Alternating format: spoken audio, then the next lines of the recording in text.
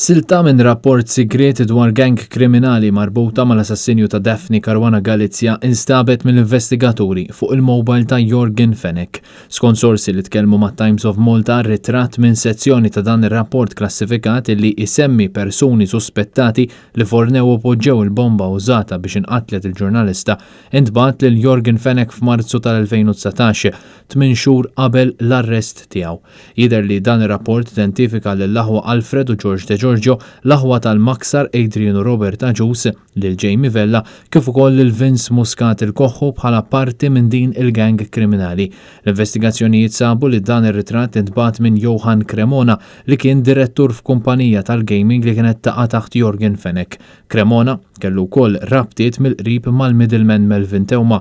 Sorsi qed jindikaw li Cremona kellu ħafna informazzjoni dwar l-assassinju u jidher li fl-2019 kellu rwol importanti biex jikkalma lil Melvin Teuma fejn kien ħeġġu biex iħassar ir-recordings. Jeżistu wkoll suspetti li l-ex Chief of Staff Kastilja, Keith Schembri, kien jgħaddi informazzjoni dwar l-investigazzjoni lil Cremona meta Jorgen Fenech kien indispost.